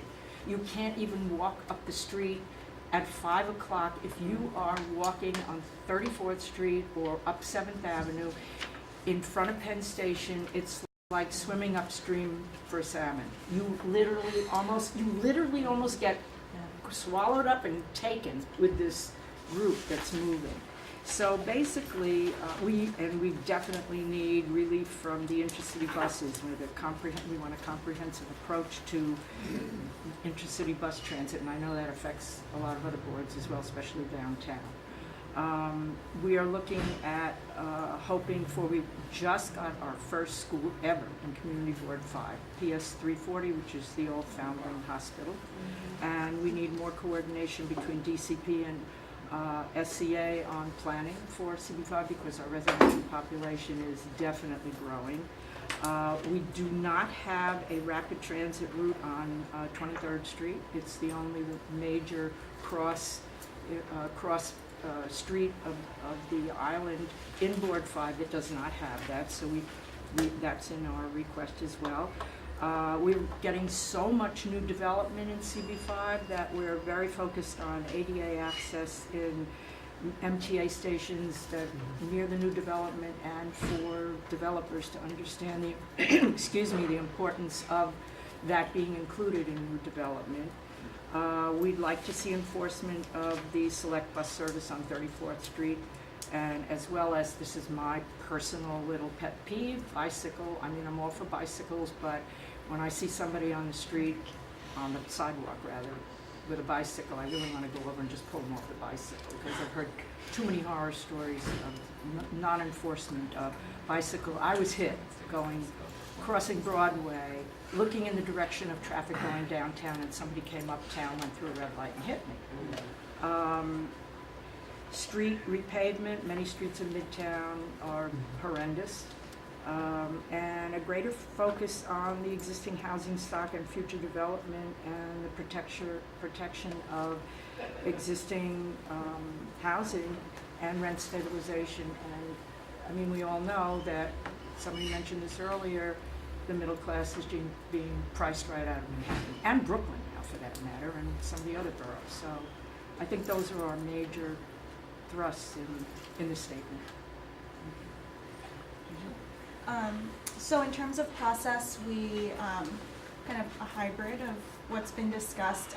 We kind of base it on last year's as a starting point, and each committee then will revise and submit a final draft. And I think the challenge that we have, because we don't have, like Sandra was saying, with what you guys have a specific committee that kind of helps put it all together, that sort of falls on volunteers in the board office. And because our assistant district manager happens to be a planner, we really try to incorporate the most up-to-date statistics. And I think that is something we've been trying to move to a consistent format for every section, so that it reads better and has a specific flow, and to put in more graphs, because we feel like a graph can kind of, 100 words can kind of fit into that graph. So that's what we've been trying to transition towards, more updated and consistent statistics that are all sourced, and therefore you guys can then easily access kind of the more comprehensive data if you wanted to look at that. So in terms of our priorities this year, I would first kind of broadly, quality of life. One of our zip codes in CB3 has the highest number of 311 commercial noise complaints, and I would tie that to retail diversity challenges. We are a nightlife destination, and with that comes traffic, honking, into the 4 a.m. hours with a mixed residential and commercial overlay, which is a huge part of our board, and the constant trucks that come in and deliveries to all of those restaurants, to all of those establishments. It's just unrelenting with traffic and so on and so forth. Second, with Sandy and resiliency, I think the challenge at this point is, trying to be at every meeting, but the sort of not knowing how, the left hand seems like the left hand doesn't really know what the right hand's doing, and so we're trying to kind of play our role, specifically now with the Big U Rebuild by Design and kind of the neighborhoods of CB3 and CB6 being awarded that $345 million project, but kind of what is that going to look like? What is our role? That's all seems very unclear, but is still very high in terms of priority with resiliency in all aspects, because resiliency affects everybody. So I think that has been a challenge for us. Thirdly, we're really seeing an increase in homelessness, and part of that is because shelters in our neighborhood are closing, and there's nowhere for them to go, and that kind of falls also into the bucket of the need for affordable housing. I mean, a really clear indication of this is we're seeing the homeless population going to public parks where there's access to bathrooms to wash their clothes and bathe, and then hang their clothes up on the gates of the parks. And so that is something that we've been trying to monitor and figure out if there's any role for us to play. And we're told that there's a lot of outreach around city programming that could help them, but there's just no shelter space, right? So we're not really sure what can happen there. And then lastly, rats. I'm sure something everyone deals with, and Gail's favorite topic. We are really excited that we're part of a new pilot program.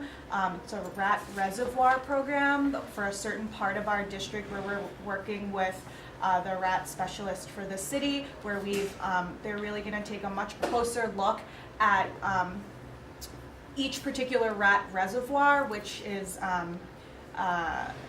one particular location that seems to house a large number of rats, and taking a much closer look at the actual reason. So it's not always trash, or sometimes it's construction related, but to really look at the different types of what causes that particular location to become a rat reservoir, and how that contributes to sort of an overall rat problem. We're hoping that there's really good results of that pilot program, so it can be expanded. But I think even when you're talking about composting and recycling, like all of this, and trash removal, all of this plays into this rat situation. So I think if I had to choose, those four would be it. And Board 5 has a rat problem, but it's not the animal.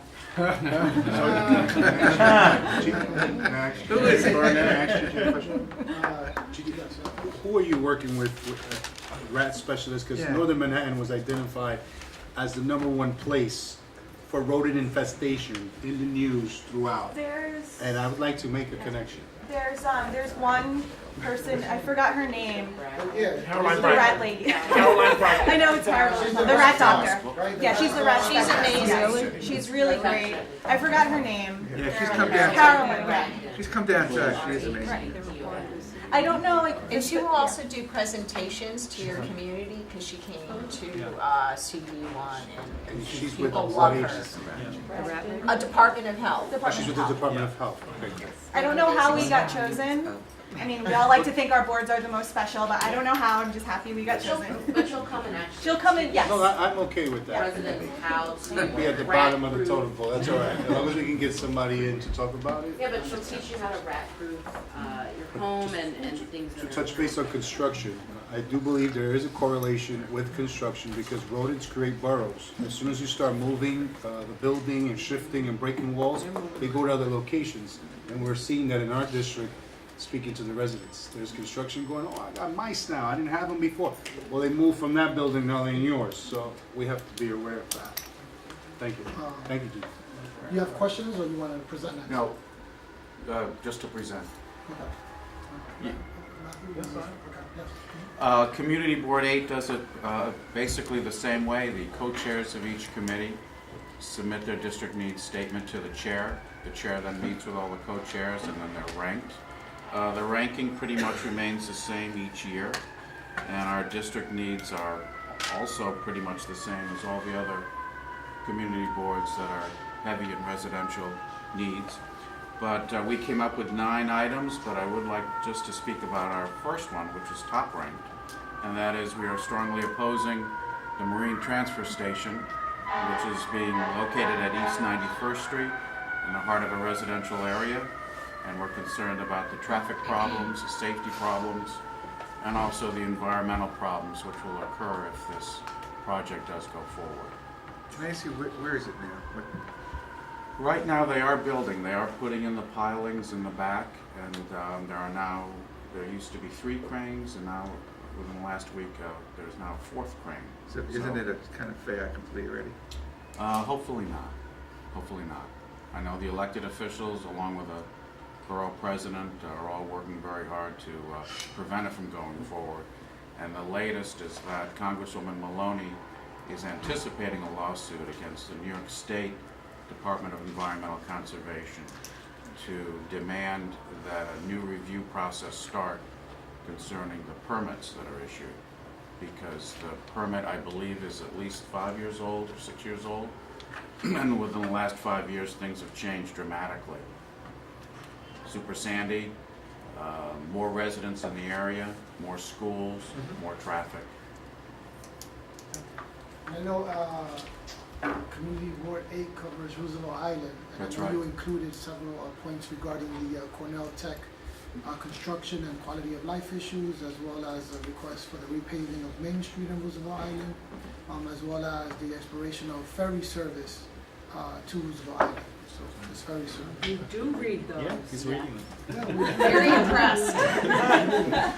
we try. Next up, Matthew.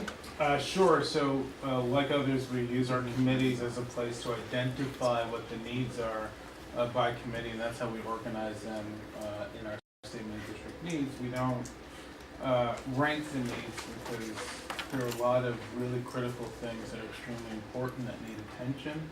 But we focus a lot on data. I mean, we have the committees identify what those needs are generally, but then, the chair of the board and the district manager, we write the narrative. Our statement of district needs is, 25 or 30 pages. There are some major issues that we're dealing with. I mean, the average household income in East Harlem is $33,000 a year. Of the working age people in our community, over half are not in the workforce or unemployed. We have a major issue with housing where, by the year 2040, a third of the housing stock is going to become deregulated from expiring contracts on affordable housing. And so we're talking over 12,000 units of housing that are going to become deregulated. And when you have over half of your working age population not working, that becomes an even greater concern. So there are a lot of issues that we've dealt with. One of the things we had been sort of updating every year over the years, but a few years ago, I sort of scrapped the old statement of district needs and we redid it. Started from the beginning, and all the committees worked on it, and we engaged a lot of community stakeholders in the conversation just to identify, the approach that I took was certainly the community board works on this, but everyone is engaged, and so we actually bring a lot of local organizations into the process of developing our statement of district needs. And then a couple years ago, we had a large hearing actually on the statement of district needs. Probably 100 people showed up to provide additional comments on our statement of district needs, but really tried to use it as a way to engage the community and advocating for the things that are important. And then when we look at budget priorities, we really look at our statement of district needs in line with how these things have budget implications. And so, incorporating a lot of the data, and we have a number of charts with information, but aligning those things to make sure that they make sense and so that we can present them to the city agencies. But once we submit our statement of district needs, I charge each committee with the task of figuring out how to implement those things. And so, it's really about, the push is anything that we create, it's got to be a living document, and we have to work on it year-round, because I don't want to, once a year, talk about district needs, or once a year talk about budget priorities. I want to know what's happening on a month-by-month basis, week-by-week basis, and what progress we're making on these things, because we have to fight for it. We don't have the luxury of waiting around for things to happen when people are struggling in the community. So it's a year-long process that we're engaged in. Anyone else wanted to share the community board? I think you had your hand up first. Oh, Yes. okay. I'm not Henrietta Lyle, I'm Keith Taylor, first vice chair. And we are currently in the process of developing our district needs statement.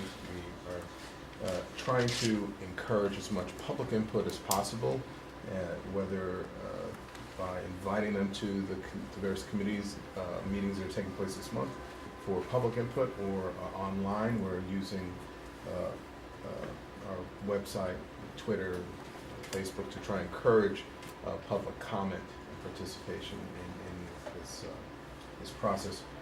Since we will have our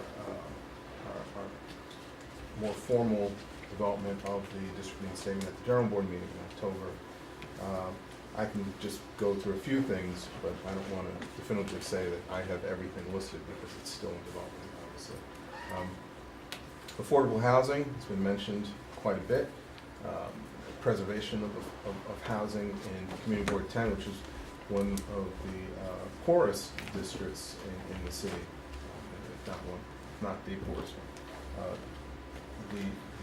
Not only the preservation of current affordable housing, but also future development of affordable housing. It's one of the major issues that the board and the district is dealing with.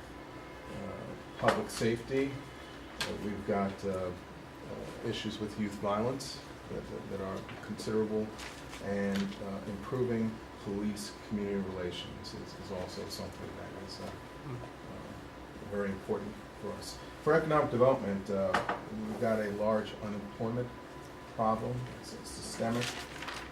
So what we're trying to focus on is more training programs, increased wages, living wages, it's called. And for the commercial establishments that are currently existing, being able to develop a way for them to continue to stay there as the commercial rents rise, with the increased attention that Community Board 10 is getting. Coordinated development of tourism, since we are having a lot of tourists coming to the community, having a more coordinated way of being able to take advantage of this attention is one of the things that we're also looking at. And also, Harlem is a technology hub. There's certain developments that are taking place. The Wi-Fi, free Wi-Fi that's being developed, the high-speed internet access, which is currently being routed up to that area. For health, there are a myriad of healthcare issues that need to be addressed. And I won't get into all the specifics of that, but that is something that the board and health committee is looking at. Transportation, improved pedestrian safety. We've had issues with collisions that could be prevented with better planning of roads and signage, lights. So we're working hard on that issue in that area. Created a Vision Zero task force with a number of stakeholders to improve traffic safety. And for education, we, our concern is, of course, increasing the quality of that education, public education, and also making certain that co-location is something that is dealt with in a way that is beneficial to the students that are being affected by those decisions.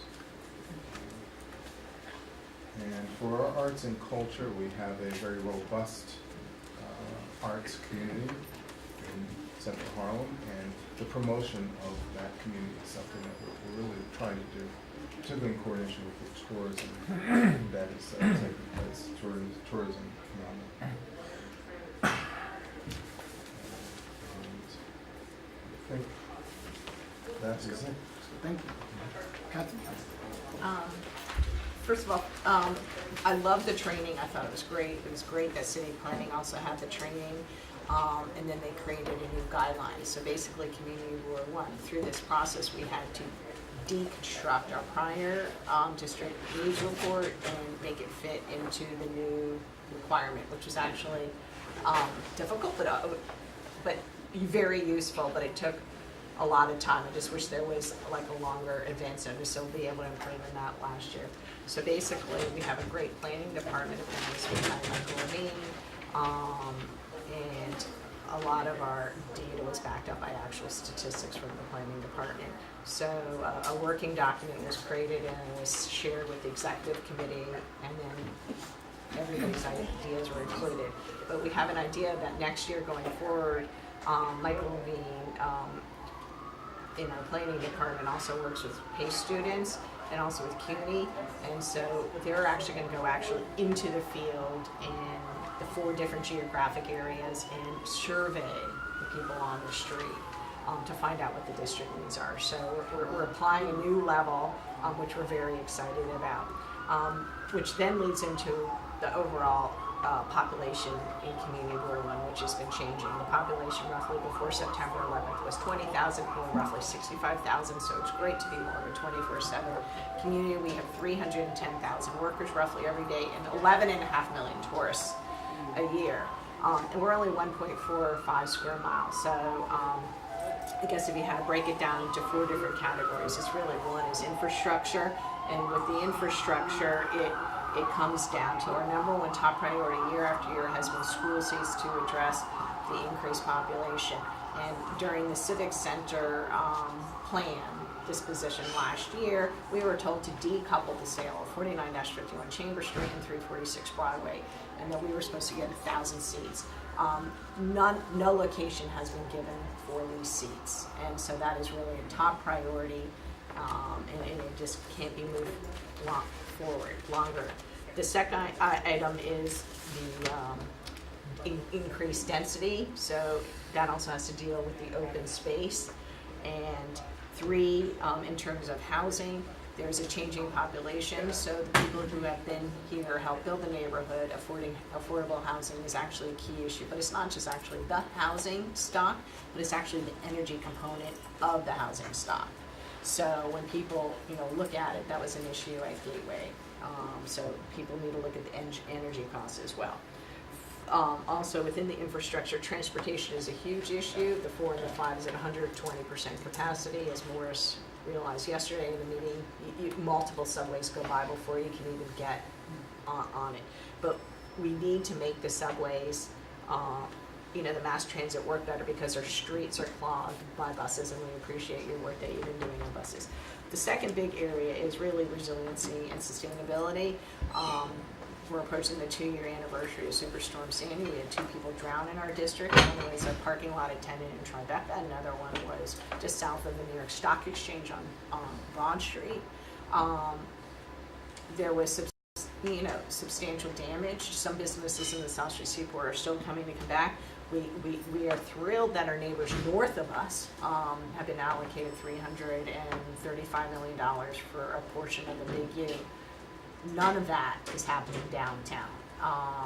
So everybody right now is pretty much on their own, but block by block or business by business. We need a comprehensive strategy for that, and it's not only just the Big U, but parallel sustainable projects that are going on. And we just released a report on green housing, and it's very interesting, or green buildings. The only green buildings, there's almost none in Tribeca. So, if it weren't for Battery Park City that created the first sustainable guidelines that then were incorporated into the World Trade Center site, so there was a, opportunity where the leadership came from the agencies. There have been, so we have roughly 55, which is pretty incredible in a dense area because of Energy Star League rated, but that's something we're also very concerned about. The third area is quality of life issues. So number one, we have roughly 95 major construction projects at 1.45 square miles. And so that leads to air quality and noise issues, compounded by the helicopters. We have the largest helicopter, I think, airport in the city. And that becomes an issue even for Governor's Island. 3, ferries we're concerned about. We love the increase of our use of the waterways, but we're concerned that the ferries are retrofitted or the newest, cleanest model because they happen to be near a park, or the little strips of green open space, but they also, there happens to be concern about the ferry whistle noise. For homelessness population, it seems to be a continuing issue in Community Board 1, unfortunately, and we have issues with scaffolding. We have lots of scaffolding. If I were just to make a guesstimate, it might cover 20% of the sidewalks in the financial district area. And so, we have a small business that is struggling in the FIDI area because you just can't see it. So something needs to be done with the scaffolding. And then 4 is safety, PEP officers, and traffic enforcement is really important. And I just want to thank you very much. But we have a lot of the same concerns that every other community board has. I know many of you covered a lot of material, a lot of topics, so if you like to do TV report out or announcements, we don't have to go in order of the community boards. If you have an announcement to make or just a quick update, you can do so now. We'll go quickly. It's just quick.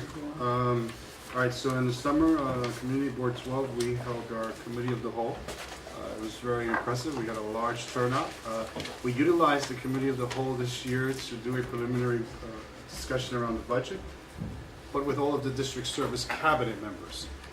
And we noticed we had a large turnout, and we invited residents, community-based organizations, elected officials, and everyone to come out to participate, which was very good.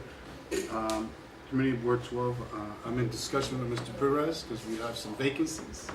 We'd like to try to get them filled. Also, I've appointed some new chairpersons to the Public Safety Committee, as well as to our Information Technology and Telecommunications Task Force. We're working on a forum to discuss infrastructure, and I'm happy to announce that I'm in conversations with one of the directors of city planning in regards to the possibility of a mixed-use development with affordable housing looking at the Sherman Creek area. There was a discussion around trying to build these, for better sake of words, these platforms above the train rails, but I understand that inspectors or engineers went out and determined that that would not be feasible because of flooding. However, adjacent to the water, there is discussion that something can happen. So we're excited about that, but then HPD allocated some money. I think it's $38 million for preservation, so I know everybody's trying to get some of that, so I encourage all of us to get some, right? So we can get some preservation there. But I also want to report, Vicki, Is your catchment area 32nd Street between 6th and 7th? Is my what? Your catchment area of your district? It's 32nd Street? It's 14th to 59th and Lexington. So then it'll cover 32nd Street Yeah. between 6th and 7th? Is that? By the JC, by the mall? Yes. Okay, I want to report a condition. I've been working with our MTA liaison, Right. Deidre, who helped me out last time. There's major flooding going on the exit of 32nd Street and 7th Avenue when you get off at Really? 34th Street. And it's been an ongoing issue with the Nathans up there. Their system or something is creating flooding there. Okay. It's very dangerous for the people that get off at that train stop. Right now, one of the staircases into exit is closed down because there's another part that's leaking major water and the smell is bad. So that's 1, the 2, and The 1, the 2, and the 3 2, line and on the 3. 34th Street exit, 32nd Street between 7th and 7th is the exit. However, as well, you have at least on a daily basis 4 people to 5 homeless people sleeping right next to the pizzeria.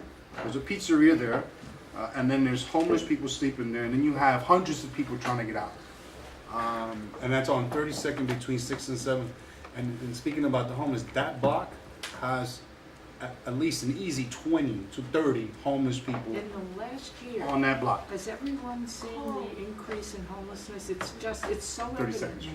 now. Yeah. So, Can I wanted to We refer wanna- this. Yeah, we no. can wanna- I respond wanna- to the homelessness situation? Really quickly, I want to give everyone an Call, opportunity. guys, call the Manhattan Outreach Consortium.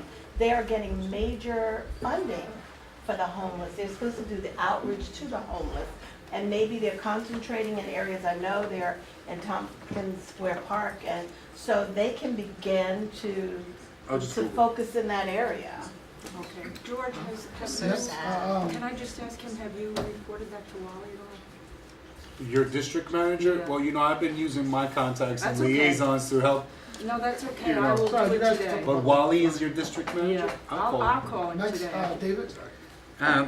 Just one thing, and I'm sorry that my colleagues at Board 7 and 3 are not here because this affects them. We had a major victory at the SLA, and I want all the boards to listen to what I'm going to say. The SLA restaurant made an agreement with the community board as a condition of their liquor license. They violated it. They came back for their renewal. We rejected it because they violated it. The SLA took them all the way to an administrative court judge, and we won the case. And the SLA fined them $20,000 and they said if they continued, it was an issue with the backdoor side. Anyway, they said that they would revoke the license. But the thing that I want to announce to everybody at this table is that there's a chilling effect that is now sweeping through the attorneys who do SLA work, that these commitments for method of operations that the community board imposes and they agree to are enforceable, and they are binding, and the SLA is now, and the SLA is being proactive in enforcing them. So this was a major change. It's a major victory for community boards to make their Do you think that'll make it more difficult to include stipulations? No, well, I think that what's gonna happen, first of all, it took 19 days of testimony to get through this. This was a major deal, and it really is gonna change the way things are done. And what I think is this, they come to us, we all do, but we have a tremendous amount of SLA applications. They say, oh, we agreed to this, oh, we agreed to that. Oh, yeah, and then they know that there's very little enforcement.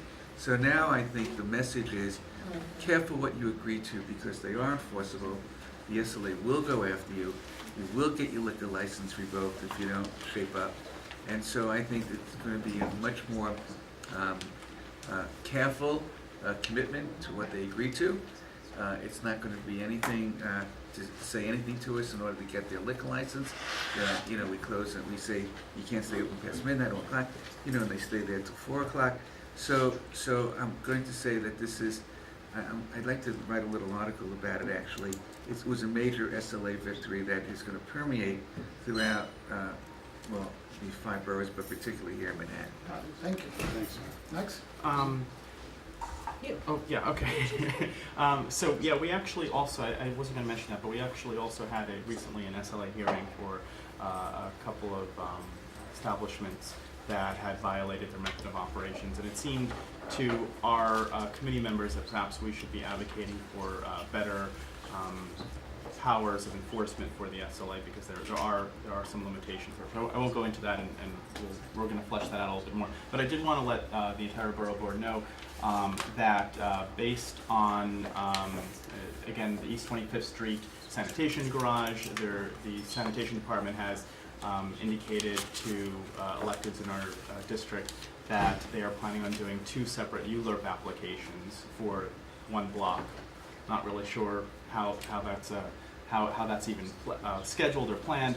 It seems like a terrible idea, and I don't think it's quite appropriate. But we have actually engaged urban planning firm that actually worked on our 197A plan. Our city council approved one to look at alternative uses of the site and how the site could be better zoned and planned for future use. And as we had last Friday, we actually had a walkthrough of the site, and 2 representatives, Jesse and Jesus from the office, were there, so I wanted to thank you. I also wanted to mention that past Monday we had a fairly good turnout, I thought. We had over 100 people show up for our Aging Smart Senior Forum, and that is available still online, so if anyone is interested in watching it, they can. And on October 14th, we're actually going to be having our first business-to-business event. So we finally got that off the ground. It'll be at the Japan Society from 6 to 8 p.m. Excellent, thank you. Wednesday? Yes, I'm sure, I know the Borough President's Office and Councilmember Chin's office is very aware about the Seaport Working Group that continues to be our #1 ULURP issue and landmark preservation issue in Community Board 1, which is the South Street Seaport. 2, we're eager to get an update at the Community Board about 346, that prior Civic Center disposition from last year. We haven't been able to have access yet on finding out what's going on, where the Summons Court is going to be relocated. Item 3, we have 2 forums coming up. Anybody is welcome to come. Tonight, we're having one with FDNY about skyscraper fire safety, and it's going to be MCC there, and it's going to be with IPN tenants north because they had a recent fire, you will recall. And so that's something in an area where there's lots of skyscrapers, whether you're working or living in an area, it's free. We're very excited about it. We also have the Citizens Preparedness Forum at PS 276, which I know all the elected officials are co-sponsoring with the Governor Como, and the National Guard will be coming in. You get a free go bag. So that's really important since it's really important that each person prepares. Okay, very quickly, I mentioned we got our new school. We're very thrilled about that, PS 340, and even though we lost the fight on the Rizzoli building, Rizzoli is now back in Community Board 5, and they'll be at 1133 Broadway, which is also a landmark building. I haven't been in it yet, but I hear it's quite beautiful. Nothing like where they were. What's going to happen to the Rizzoli building? Oh, it's gone. It's going, it's Yeah, demolished? they've already, yeah. Beautiful I building. know, they wouldn't even save the ceiling, but that's another story. And I really want to thank you guys and Gail for 3 new appointments. We're almost up to max. I think we have 1 vacancy now. And the only thing to really report on is SL Green, which is 1 Vanderbilt Avenue's new building. I don't know if you guys have seen it in the news. It's in the paper almost every other day. It's going to go into ULURP very soon. The task force is basically they're addressing the issues of infrastructure because we really have questions on how they're getting the FAR they are to go as high as they are, what's it based on, and how are they, what are they giving back to the public? What is the community getting for this? And it's been very difficult. We've asked them for a breakdown. They refused to give it to us. That was in the paper. They now say that they will give us something. But they say that they're putting in 210 million on, no, 210, wait a minute, on infrastructure. 210 million on infrastructure. And we don't understand how, because we understand that 100 million of that is within their building anyway. Right. And so this is setting an example for the rest of the development that's going on Vanderbilt. So we're really pushing for that. And the task force is going to be meeting to try and get that tally before we go into ULURP. We're really trying to find out if they warrant the significant density and FAR, I know, that they're getting. And we'll be meeting the steering committee. There's a steering committee headed by Gail and Dan Garodnick, which is meeting next week, I believe. Yeah, on this issue for phase 2, but right now, we're gonna go into ULEP on phase 1 along with Board 6. Thank you. Next. Community Board 9, I would just like to make everyone aware that over the summer, we actually were able to meet with Dr. Steve Perry, who has agreed and has applied to DOE for a new high school for our district. I think I mentioned at a meeting some time ago that Columbia University offers all these scholarships that our community students seem to never get. And part of the reason we believe is because all of our students are in high schools outside of our district, and those schools don't always have the information. So we're going to be looking to our neighbors, Community Board 12, 10, 11, to support us when the hearing comes up so that we might actually be able to open a new high school within Community Board 9. Thank you. Sure. Just one thing I wanted to let everyone know that we're very happy we selected a new district manager on Tuesday evening. Congratulations. I can go back to my job. And Angel Mescaine Archer is his name. He was our assistant district manager, but we did an open process, received over 100 applications. He was the best candidate. More importantly than that, he was a Gale Brewer intern. Thanks, Gale Brewer. Any other announcements? Tonight, our Health, Seniors, and Social Services Committee is having a representative from a CSA agency come and speak to us about their programs. Any city council member announcements? Hi, my name is Lucas. I'm the new Legislative and Communications Director for Councilman Rodriguez. I guess I just want to speak about 3 new initiatives that he's going to be doing, really, essentially, as the new transportation chair for the council. One is Vision Zero, obviously. It's a major initiative by the mayor, and so obviously we're going to be his major partner in the council passing on of that legislation. 2 of the things recently that we've been able to do is, one, a hit and run civil penalty. So should an accident occur, now there's going to be a $10,000 civil penalty that the city will collect. We're in the process of determining whether that will be going to the environmental board or to a private fund for families to be able to collect. Then there's a second initiative for taxi assault. We're going to be adding stickers in all yellow and livery cabs, saying for the 25-year penalty for assaulting a driver. Hopefully the same initiative went through with buses that I'm sure you're familiar with. And so we saw a decrease in the amount of assaults for bus drivers. So we're hoping that that same decrease translates to the taxi driver community, because obviously I'm sure you guys are aware of all the murders this past summer of taxi drivers in the Bronx. So we just wanted to work with that. The second is infrastructure improvements. I see that Community Board 5 is definitely wanting to work with us on that. 2 things, especially within our own district, that we've been able to do. Is the 191st Street 1 tunnel is going to be getting a lot of new renovations, adding a new mirror, as well as lighting, as well as a new mural to really liven the space.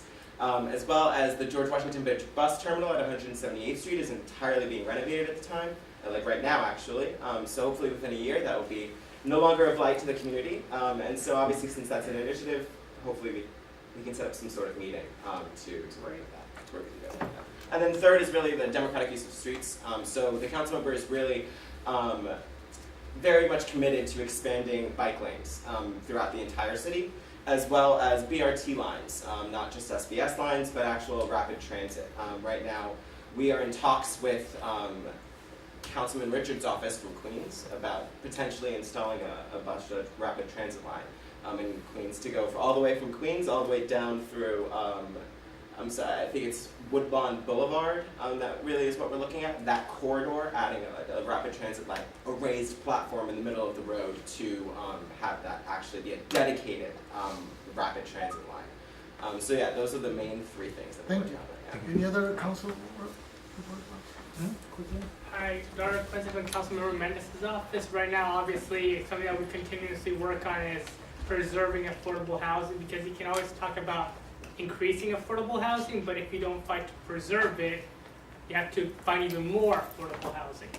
And also we're working a lot on quality of life issues, SLA, sidewalk cafes, and a lot of other items, but since time is of essence, I will be with my colleagues if they have something to say.